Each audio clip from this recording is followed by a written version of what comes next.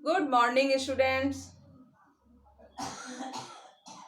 आज हम अपना फर्स्ट चैप्टर हिंदी रीडर का फर्स्ट चैप्टर जिसका शीर्षक है भारतवर्ष।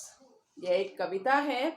यह कविता हमारी सोहन लाल द्विवेदी जी द्वारा रचित है। इसके कवि का नाम क्या है? भारतवर्ष कविता के कवि का नाम क्या है? सोहन लाल द्विवेदी जी। प्रस्तुत कविता में भारत देश की महिमा का वर्णन किया गया है। जो ये कविता है हम पढ़ेंगे, इसमें किसकी महिमा का वर्णन है? इसमें अपने भारत देश की महिमा का, जहां हम रह रहे हैं, जिस देश में रह रहे हैं, अपने देश भारत देश की महिमा का वर्णन है।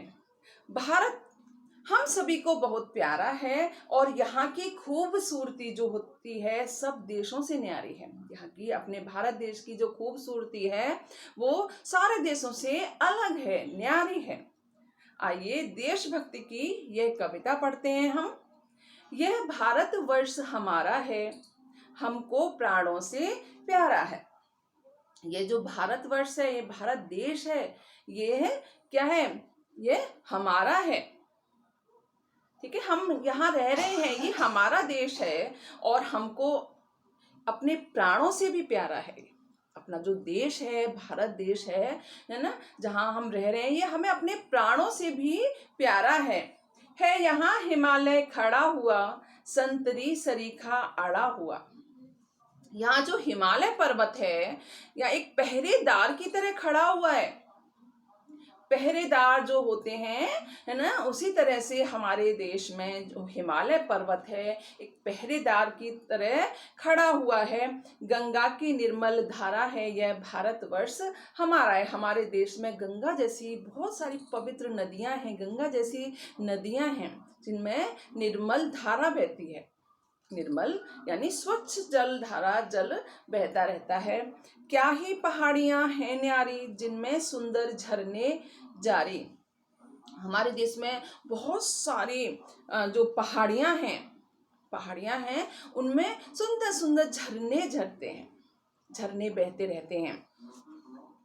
शोभा में सबसे न्यारा है यह भारतवर्ष हमारा है। इसकी जो शोभा है, इसकी सुंदरता है, सबसे न्यारी है, सब सारे देशों से अलग है, क्योंकि हमारा देश, हमारा ये भारत देश है। यह देश हमारा है, हमारा भारत देश है। तन मन धन प्राण चढ़ाएंगे, हम इसका मान बढ़ाएंगे। हम अपने देश का मान बढ़ाने के लिए अपने तन मन धन सब न्यौछावर कर देंगे, है ना, और तन मन धन प्राण जो जान है अपनी, वो भी न्यौछावर कर देंगे इस देश का मान बढ़ाने के लिए। जग का सौभाग्य सितारा है यह भारतवर्ष हमारा है। यह हम विश्व का सौभाग्य सितारा है और यह जो देश है, भारत देश है, ये हमारा है और हमें ये अपने प्राणों से भी प्यारा है। यह भारत देश हमारा है। यह कविता सोहन लाल द्विवेदी जी द्वारा रचित है।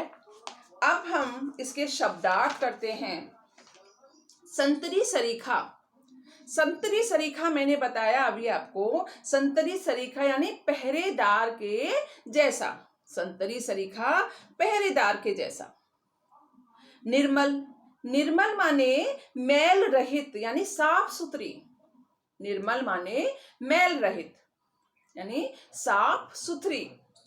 न्यारी माने अनोखी। न्यारी माने क्या है? अनोखी। और जग माने संसार। जग माने क्या होता है? संसार होता है। हमारे देश का नाम क्या है? पेज नंबर 10 पर क्वेश्चन आंसर है। हमारे देश का नाम क्या है? हमारे देश का नाम भारत है। कहाँ रहते हैं हम? भारतवर्ष में रहते हैं, यानी हमारे देश का नाम क्या है? भारत है। हम किसका मान बढ़ाएंगे? हम इस देश में रहते हैं, अपने देश का मान बढ़ाएंगे। किसका मान बढ़ाएंगे? अपने देश का मान बढ़ाएंगे, यानी भारत देश का मान बढ़ाएंगे। हमको प्राणों से प्यारा है। हमको प्राणों से प्यारा है, यह वाक्य किसके लिए आया है? हमको प्राणों से प्यारा है, यह वाक्य किसके लिए आया है? कवि ने किसके लिए बताया है?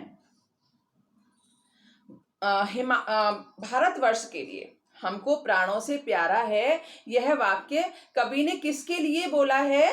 भारतवर्ष के लिए बोला है, अपने देश के लिए बोला है। हमारा देश जो है हमें अपने प्राणों से भी प्यारा है। कौन सा पर्वत हमारे देश के लिए पहरेदार का काम कर रहा है? कौन सा पर्वत हमारे देश के लिए पहरेदार का काम कर रहा है? मैंने कविता में बताया हिमालय पर्वत। कौन सा पर्वत? हिमालय पर्वत जो है हमारे देश के लिए पहरेदार के जैसा काम कर रहा है, संतरी सरीखा यानी पहरेदार जैसा काम कर रहा है।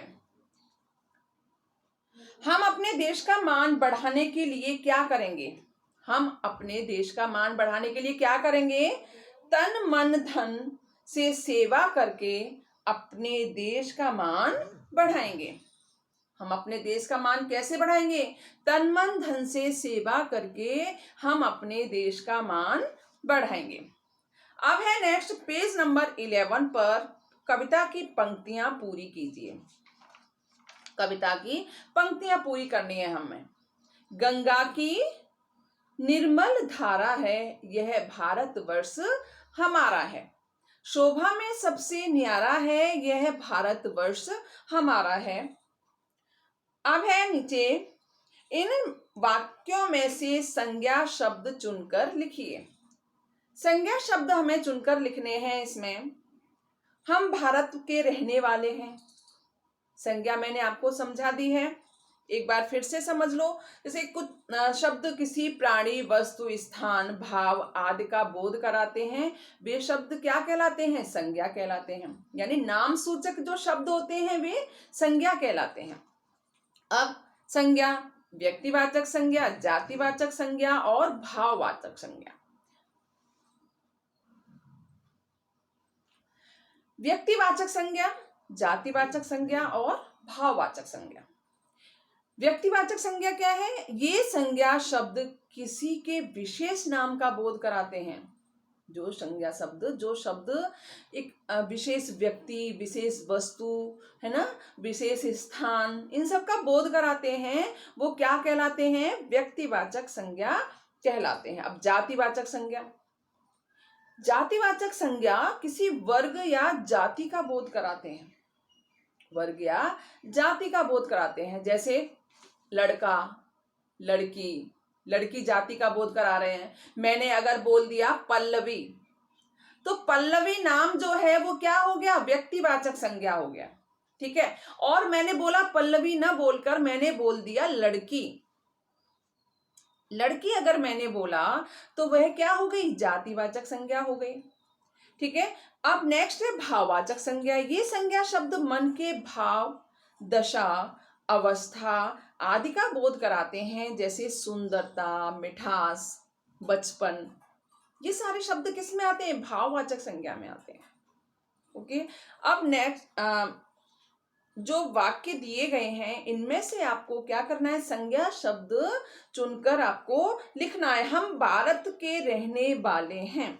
हम भारत के रहने वाले हैं। तो इसमें जो भारत शब्द है, जो भारत शब्द है वह एक संज्ञा शब्द है। भारत क्या है? संज्ञा शब्द है। हमारा देश बहुत प्यारा है। इसमें जो देश और प्यारा ये संज्ञा शब्द है। गंगा को हम सब पूजते हैं। गंगा को हम सब पूजते हैं। गंगा इसमें संज्ञा शब्द है। और पूजना, पूजते, संज्ञा शब्द है। ओके। यह पवित्र नदी है।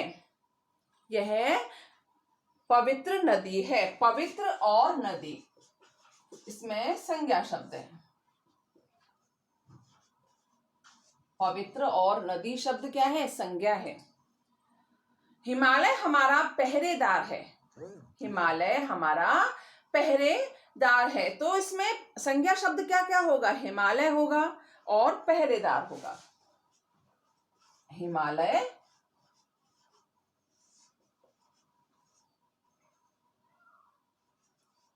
और पहरेदार।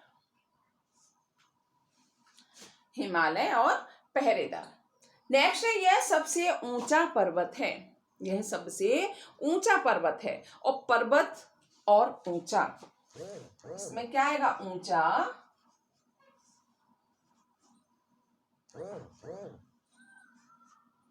पर्वत।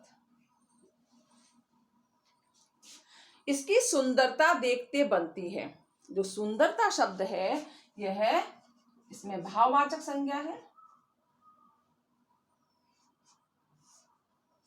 सुंदरता। अब नेक्स्ट है पेज नंबर 12। पाठ के में अनुस्वार और चंद्र बिंदु वाले आए शब्द यहां दिए गए हैं। आप उनके सामने दो दो शब्द लिखिए। तो चैप्टर में आए हैं वो यहां लिख दिए गए हैं पहले से, है ना? संतरी, गंगा, सुंदर। आपको और लिखने हैं, जैसे प्राणों, प्राणों, बिंदी लगा दिया। ओके, हैं भी है, ठीक है। यहाँ पहाड़ियां, ये चंद्र बिंदु वाले हैं। यहाँ पहाड़ियां चढ़ाएंगे, तो हमने यहाँ क्या लिख दिया? बढ़ाएंगे। और अगर हमारे चैप्टर में नहीं है तो हमने लिख दी एक आंख शब्द लिख दी, ठीक है। यहाँ चंद्र बिंदु वाले हमें दो शब्द लिखने हैं, ये लिख दिया। नेक्स्ट क्वेश्चन है, जो उत्तर सही हो उसके सामने सही का निशान लगाना है हमें। शरीर के अर्थ में यह शब्द आएगा। शरीर, तन, मन, धन। शरीर का पर्यायवाची क्या होता है? तन। शरीर का पर्यायवाची तन। तो फर्स्ट नंबर 4 का के, उसका जो फर्स्ट है उस पर टिक कर देंगे। इस शब्द में रेफ नहीं आया है। रेफ नहीं आया। रेफ यानी जो रे ऊपर लगती है, जो रे जो शब्द वो है मात्रा, वो ऊपर अगर लगती है तो वो रेफ कहलाती है, और नीचे लगती है तो वो है पदेन कहलाती है, ठीक है। तो निर्मल में ऊपर लगी हुई है, भारतवर्ष में भी ऊपर लगी हुई है। रेफ नहीं आया है। कहाँ नहीं आया है? प्राण में नहीं आया है। प्राण में पदेन लगी हुई है, रे, है ना। तो हमारा जो ख है, ख में जो थर्ड ऑप्शन है वह राइट है। ओके। जिस प्रकार चढ़ाना से चढ़ाएंगे बना है, उसी प्रकार बढ़ना से क्या बना है शब्द? बढ़ेंगे, ठीक है। फर्स्ट वाला ऑप्शन। अगर बढ़ाना होता यहां तो बढ़ाएंगे आता, ठीक है। लेकिन यहां क्या है? बढ़ना। बढ़ना शब्द जो है तो वो क्या आएगा हमारा?